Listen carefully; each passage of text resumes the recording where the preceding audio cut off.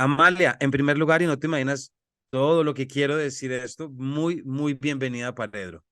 No, muchísimas gracias, soy tu fan y me resulta profundamente conmovedor y feliz y me da muchísima felicidad estar acá, te admiro mucho, entonces gracias por esta invitación.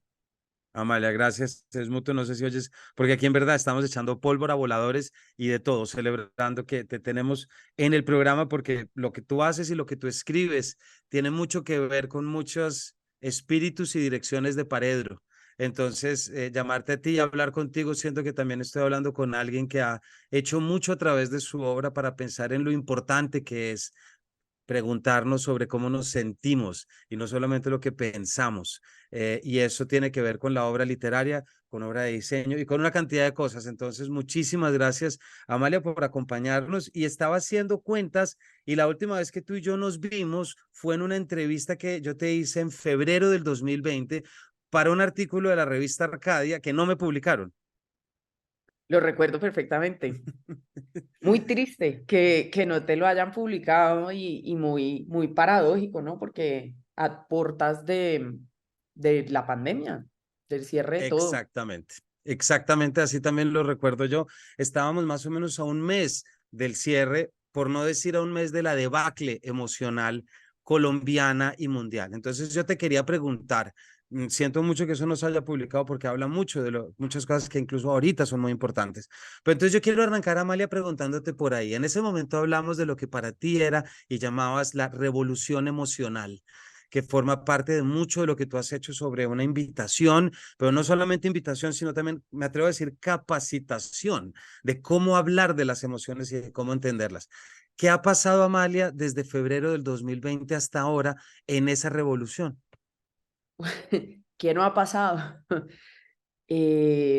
Uf, fueron años muy difíciles para mí, donde paradójicamente también yo venía hablando mucho de una revolución de las emociones y de la importancia de primero ampliar nuestros mundos emocionales, ampliar nuestro conocimiento con respecto a las emociones, ampliar nuestra experiencia, es decir, meternos a experimentar y a vivir un poco más nuestras emociones desde una manera diferente, relacionarnos con las emociones desde otros lugares y pues me tocó a mí relacionarme con mis propias emociones de una manera diferente. Atravesé un periodo muy difícil de ansiedad y depresión, creo que es la, el episodio de depresión y ansiedad más difícil que he vivido, entonces creo que pues me revolucionaron las emociones a mí también, ¿no? Entonces me tocó un poco aplicar algo que yo ya venía hablando y que venía estudiando y reformularme muchas cosas. La vida entera me la reformulé, para ser honesta.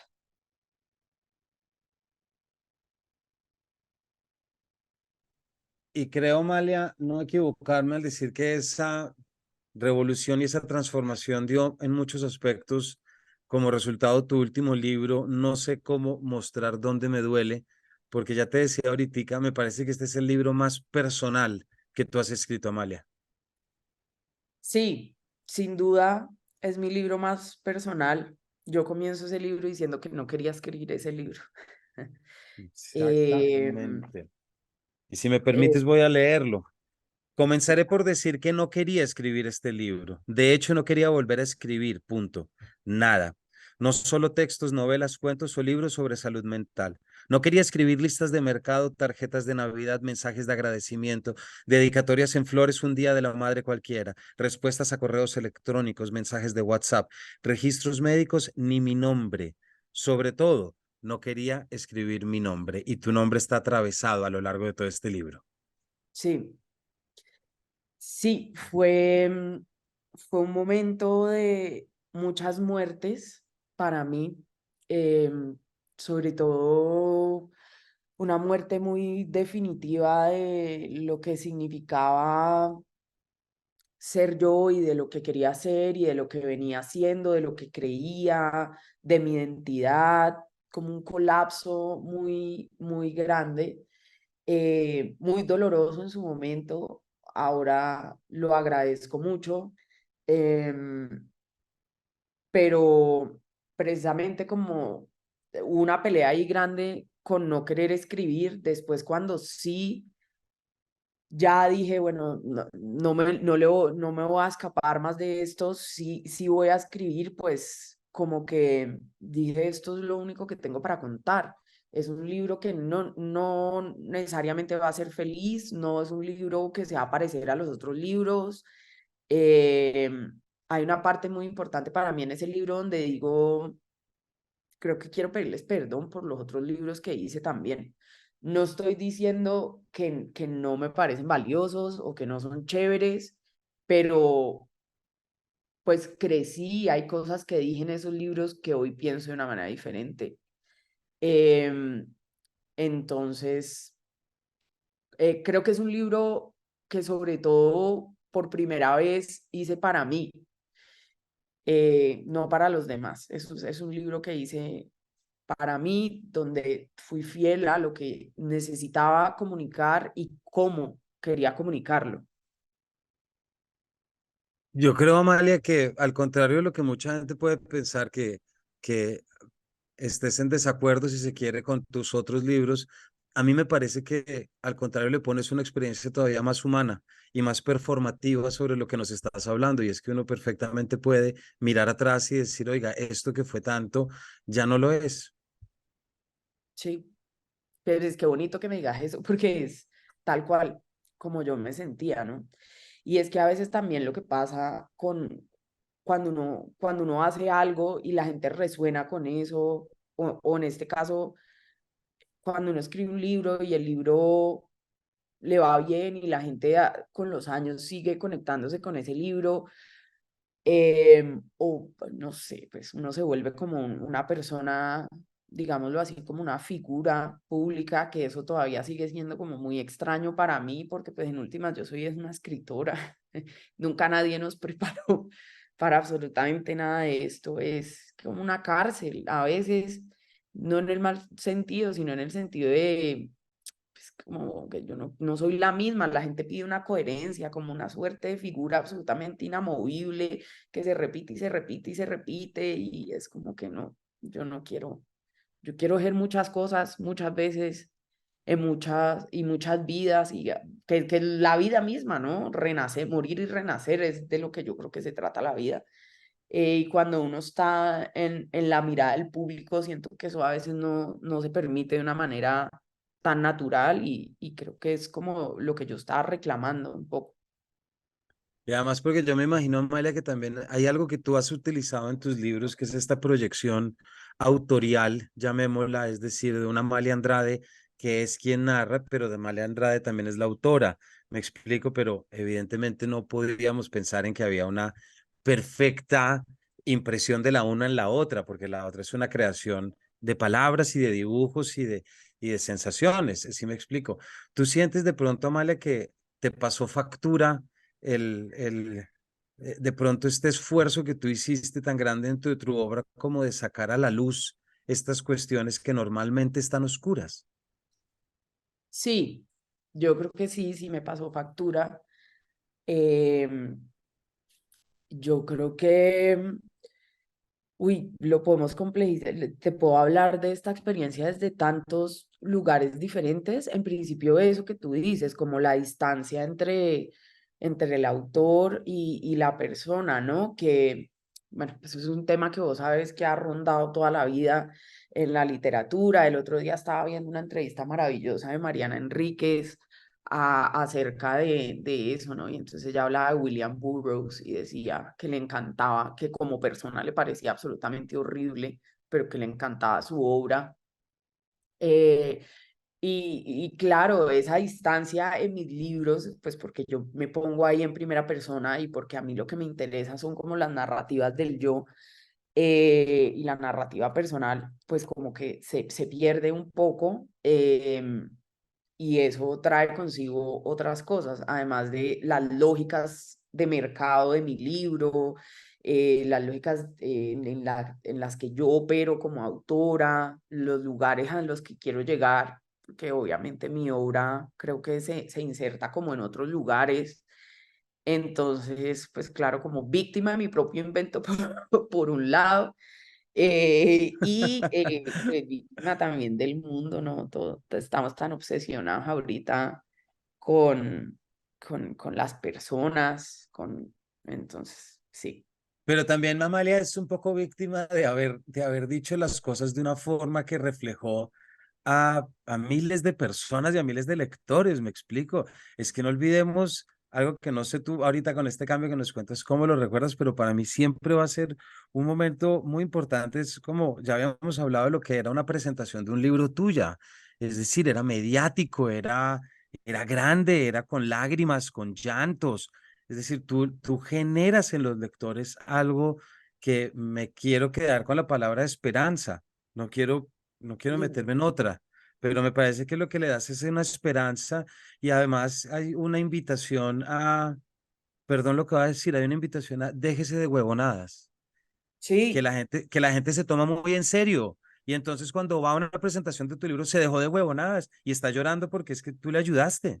O sea, está haciendo lo que tú le pediste. ¿Sí me explico? sí. Entonces, eso hace que tú tengas una cercanía muy extraña dentro del gremio literario, ojo, no extraña dentro de la humanidad, porque la gente, los lectores no buscan a otros autores como te buscan a ti.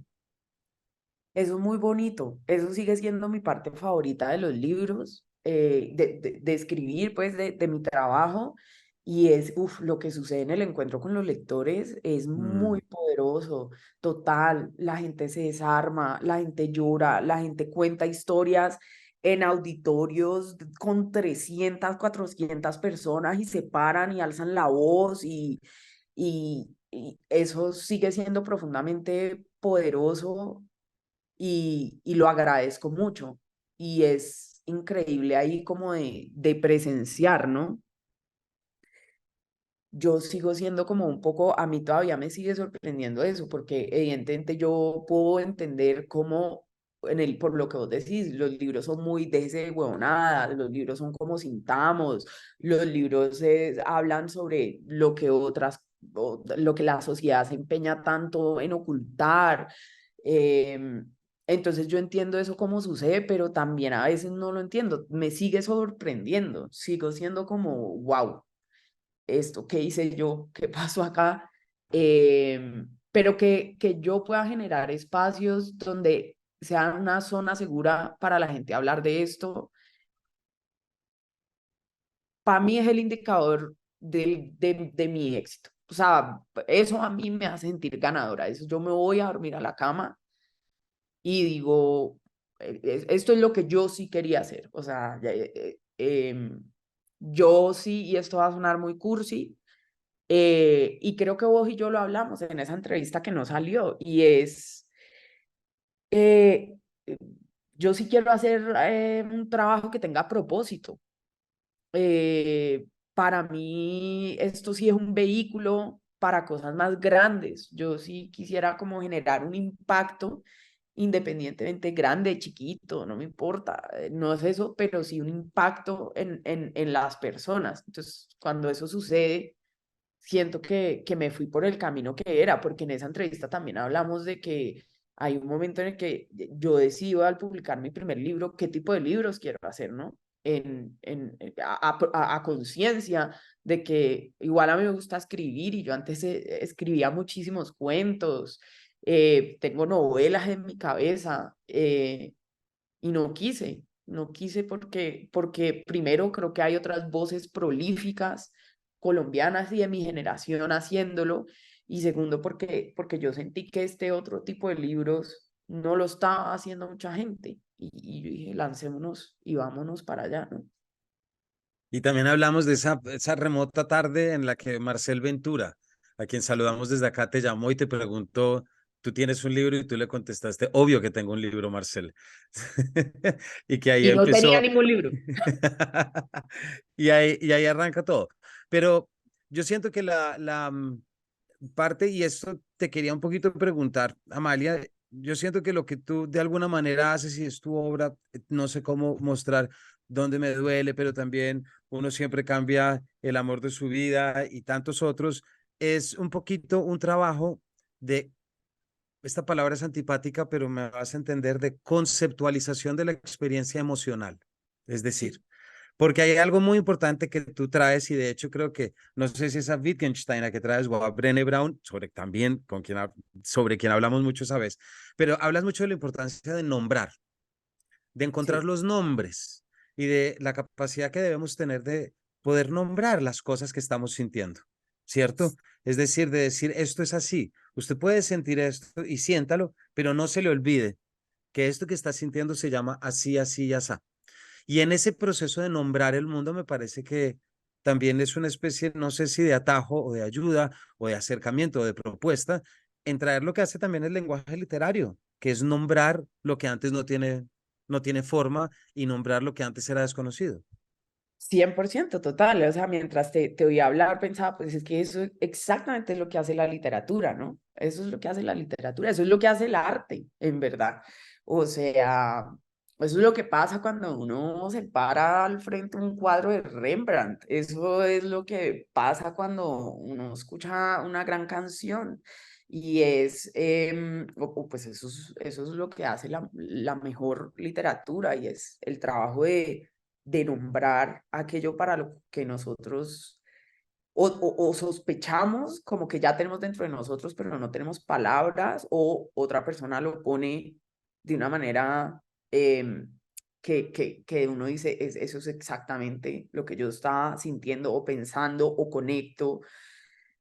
Em, para mí, ese trabajo de ampliar el diccionario de nuestros afectos y de ampliar el entendimiento de nuestros universos emocionales, pues es muy importante, ¿no? Porque primero creo que es muy limitado, eh, precisamente porque nuestras educaciones emocionales y sentimentales son muy precarias. Em, y segundo, porque yo creo que cuando le ponemos palabras, incluso prestadas, o sea, a veces no lo integramos, pero podemos citar o podemos poner el libro y decir, este libro, esto es lo que yo siento, ten, o fotos, con la fotografía me pasa mucho también. em, Podemos entender el mundo, conectar el mundo, derrumbar la ilusión de que no estamos conectados, estamos profundamente conectados todos, em, y conectarnos como con lo esencial, creo yo. A mí me parece muy poderoso cuando uno lee, ay, no sé, yo soy, no es ninguna novedad que yo esté obsesionada con las hermanas Bronte, toda la vida he estado obsesionada con las hermanas Bronte. A mí me sigue pareciendo absolutamente alucinante leerlas a cualquiera y decir, Dios mío, ¿esto hace cuánto fue? Yo siento que podría llamarlas a invitar a tomar café porque me están hablando exactamente como yo me siento.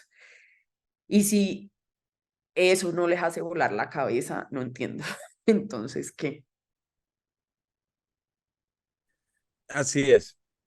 Mm, Amalia, después de todo lo que tú has leído, que no es poco, es decir, me refiero a bibliografías y consulta, es decir, porque aquí detrás de todo lo que tú haces no es solamente sentimiento, sino también un proceso investigativo muy grande.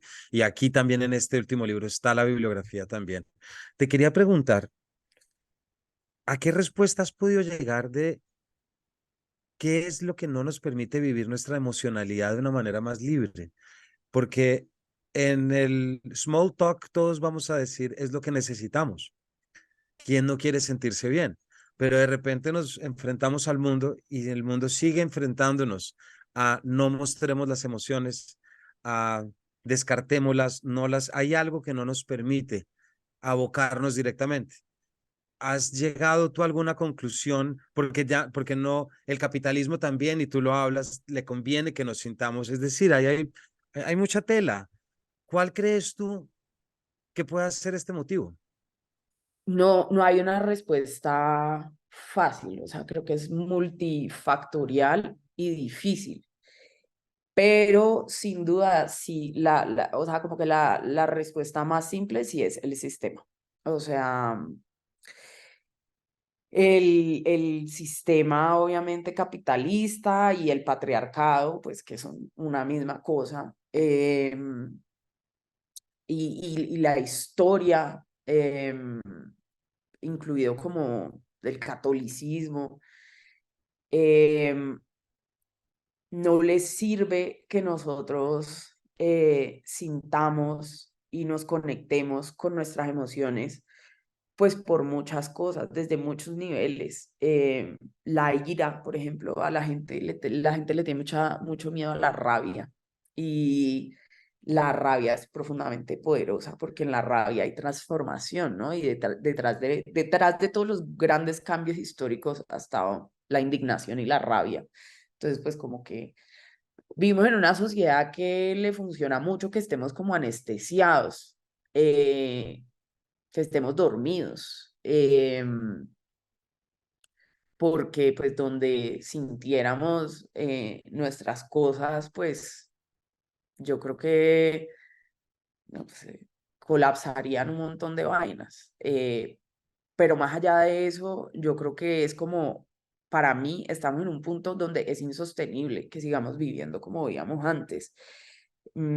Por ejemplo, lo de las emociones, que para mí además es como un absurdo que nos hayamos demorado tanto tiempo en darle como esta importancia, obviamente desde los 90 y los 80, por ejemplo, en la filosofía, con el giro afectivo y todas estas cosas, esto está tomando como un protagonismo, pero me parece importante que este protagonismo salga como de las esferas académicas, donde todavía creo que está muy metido en las esferas académicas, y llegue como al mainstream de todas las personas. Es pues los indicadores como de la calidad de vida que estamos llevando y de la salud mental.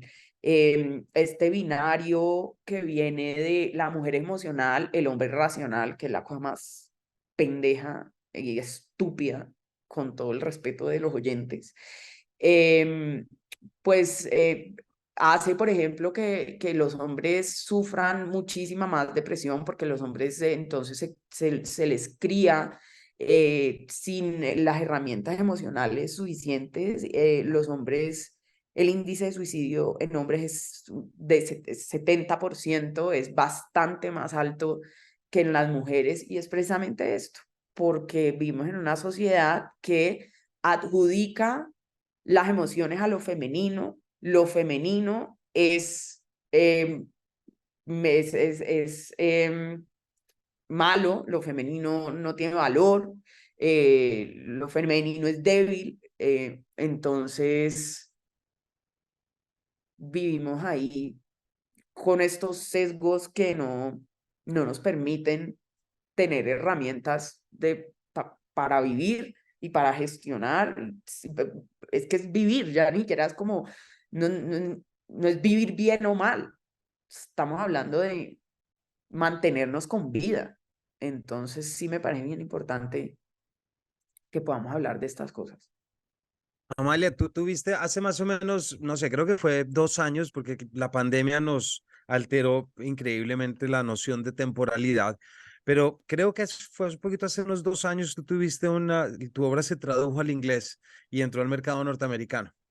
Sí. ¿Cómo fue ese cambio de lectores? ¿Sentiste que tu mensaje se entendía de la misma manera o la lengua de pronto influyó en algo emocional para entenderse de distintas formas? ¿Tuviste oportunidad de ver eso de cerca?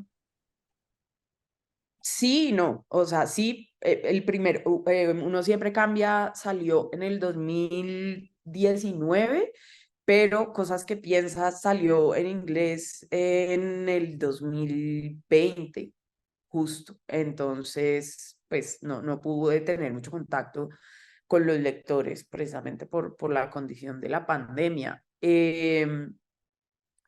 Creo que sí hay como una diferencia en el lenguaje, pero fue afortunada, los dos libros como que tuvieron una gran recepción. Igual yo creo que es bien diferente, por ejemplo, ahí se evidencia mucho cómo sentimos. Creo que pues los latinoamericanos o nosotros los hispanohablantes tenemos un acceso mucho más fácil a la emoción, y eso viene también de nuestras educaciones emocionales socioculturales. O sea, nosotros crecemos cantando desde Juan Gabriel, Chabela Vargas, las rancheras, em, o los boleros, entonces como que estamos un poquito más dispuestos a ciertos tipos de emociones. El inglés es un idioma un poco más frío, bastante más frío, por ejemplo, muy atravesado, muy correcto, muy políticamente correcto. Entonces, por ejemplo, en la edición de los libros hay un montón de chistes que yo hago que para nosotros están bien y a ellos les parecía pesadísimos y me tocó cambiar. Estaba pensando en cómo precisamente hay una conexión y una percepción, mejor dicho, cómo la lengua también es un vehículo emocional, ¿no? Y cómo la lengua también puede tener este tipo de mostrar distintas expresiones y mostrar distintas formas para poder referirse a esas emociones. Pero pensando en eso, Amalia, quisiera que volviéramos al libro, porque es que este libro, que volviéramos a no sé cómo mostrar dónde me duele, y me gustaría preguntarte ya puntualmente para los oyentes que todavía no lo conocen, este es un libro en el que ya decíamos al inicio, es distinto a los anteriores, tiene su parte de manual de cómo librarse de problemas, ¿cierto? Encontramos todavía el filling the blanks, pero en este escogiste también una serie de emociones sobre las que me gustaría que nos contaras un poquito esa decisión. Es decir, aquí subrayadas está tedio, esperanza, obviamente cada una con un título, ¿no? Solamente estoy leyendo lo que está entre paréntesis. Tedio, esperanza, tristeza, decepción, emoción fantasma, alegría, sorpresa, celos, amor, resiliencia, envidia y asombro.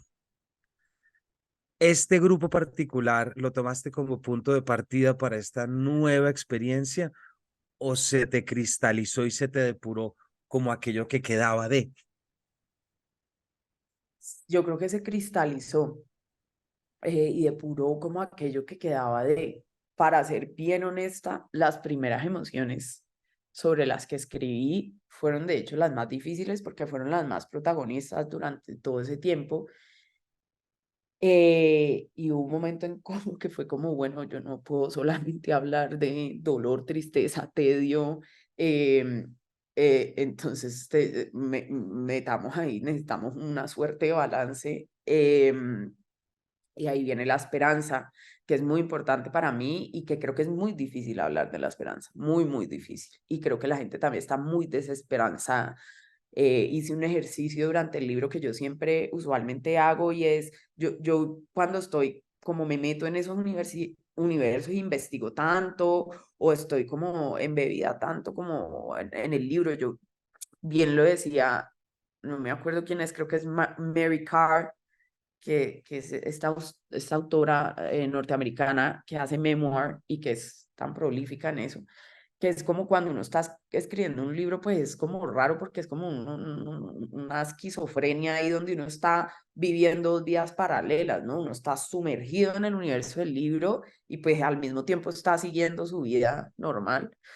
Entonces, sumergida en ese universo del libro, le pregunté mucho a la gente por la esperanza y es muy impresionante como no hay mucho lenguaje, la gente está muy desesperanzada, eso me impresionó mucho.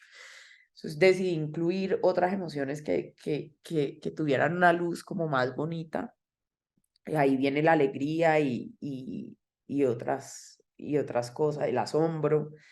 Em, pero sí, escribir el libro un poco para mí fue como una suerte como de viaje a través de diferentes emociones, por así decirlo, que aparecen mucho en mi vida y que están apareciendo mucho como en ese momento.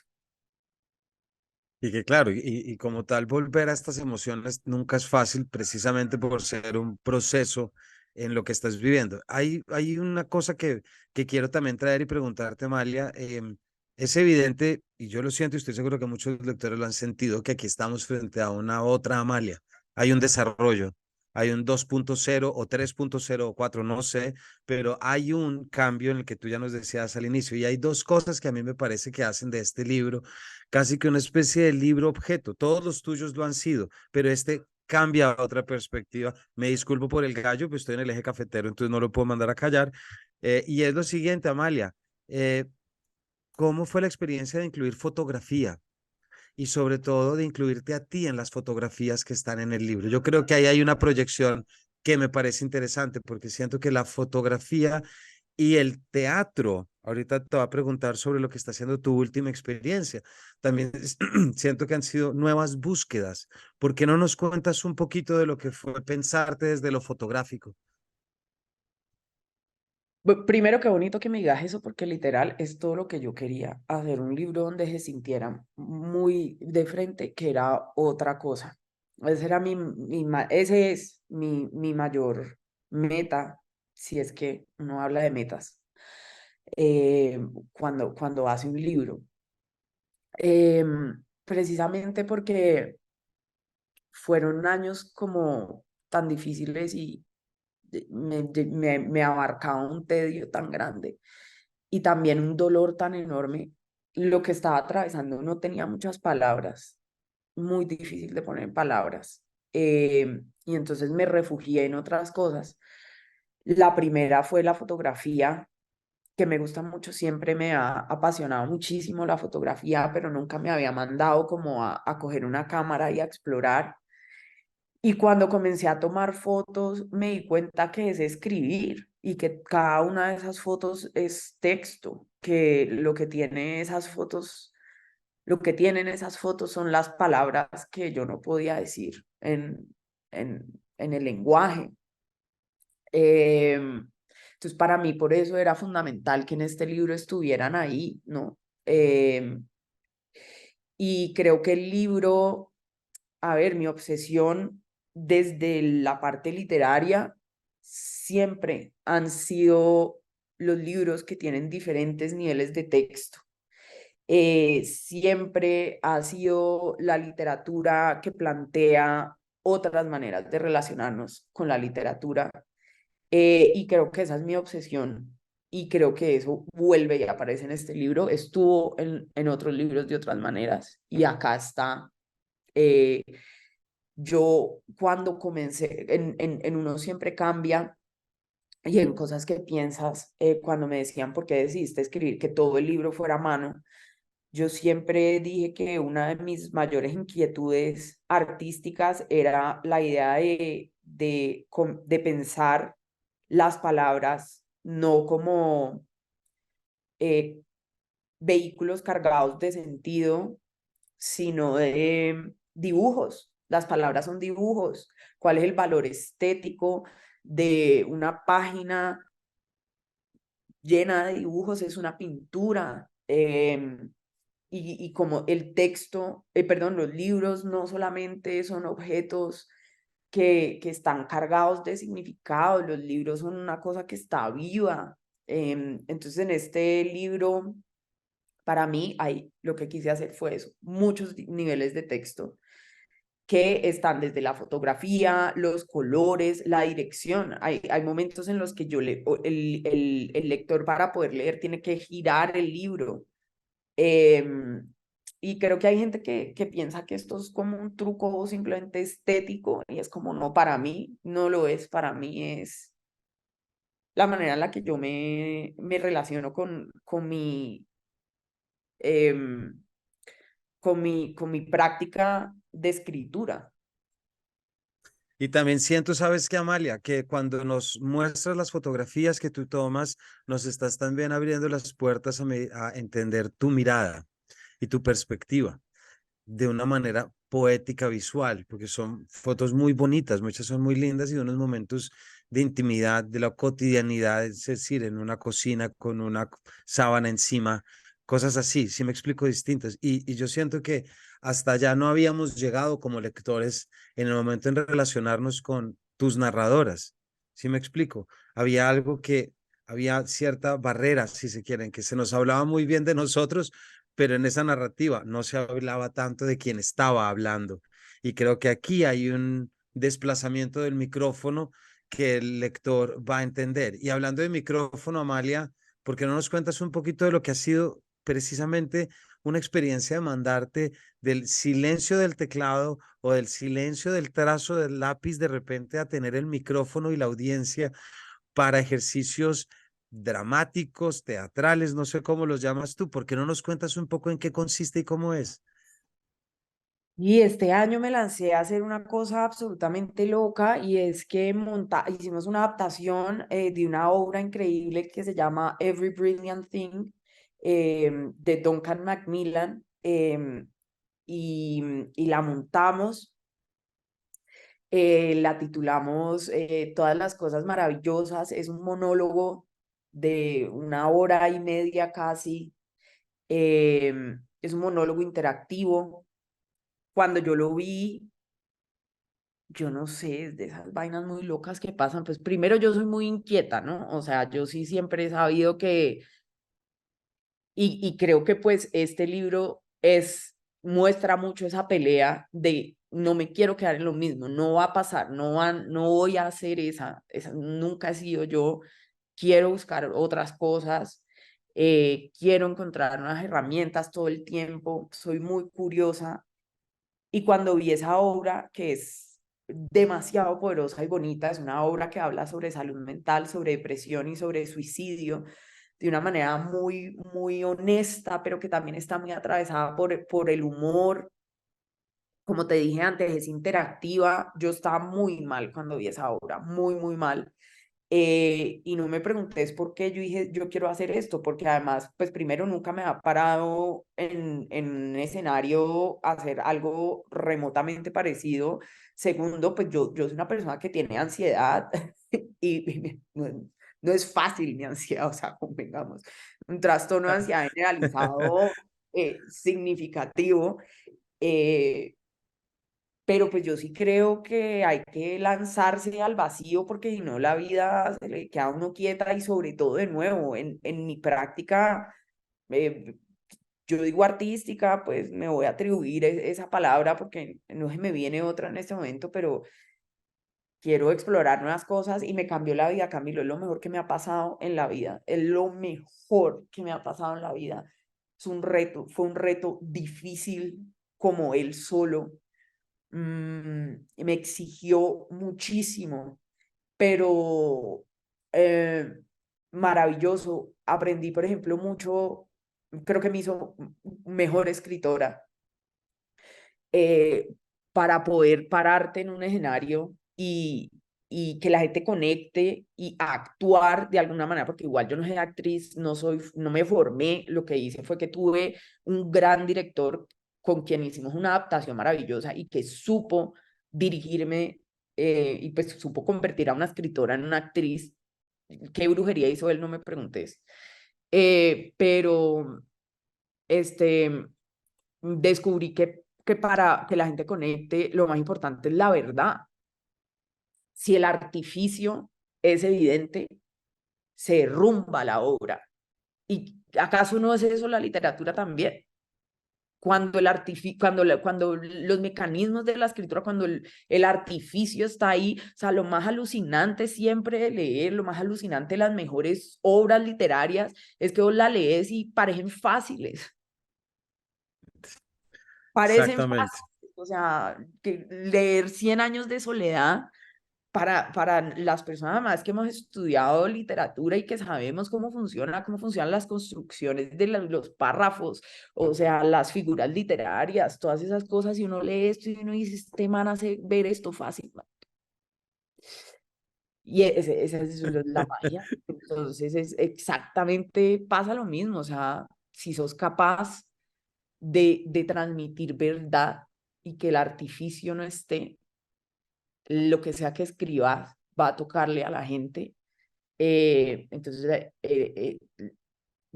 esa obra ha sido el regalo más grande y está profundamente conectada con este libro y espero pues poder viajar con esa obra a muchas partes y hacerla muchos años.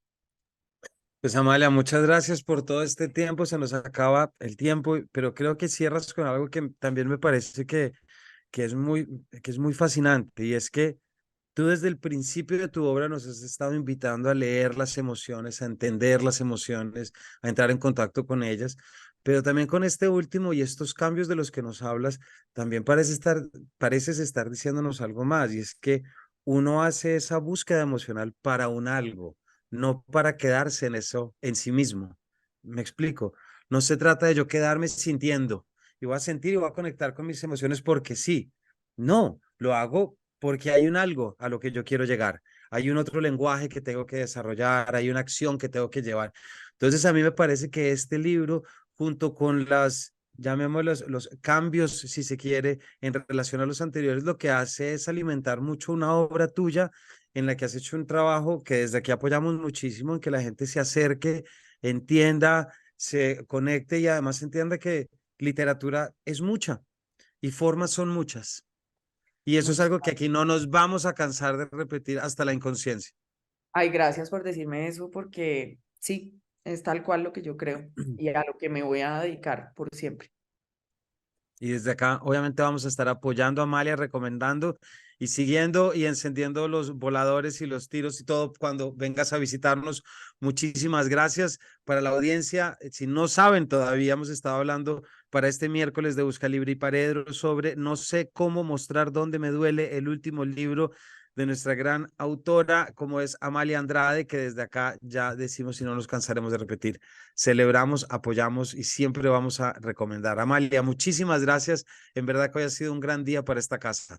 No, un gran día para mí. Gracias a vos, Camilo, toda mi admiración y gracias por tenerme acá. Espero me volvás a invitar. Pero Amalia, por favor, la puerta siempre está abierta para ti. Gracias por lo que haces, por lo que escribes y acá sí entendemos el valor que tiene la literatura como transformador y no nos vamos a cansar de decirlo y te lo agradezco en verdad como promotor, como profesor y como padre. Así que No, gracias por este tiempo, gracias por tu obra y a todos ustedes, muchísimas gracias por habernos acompañado y nos vemos en una próxima edición de este Paredro.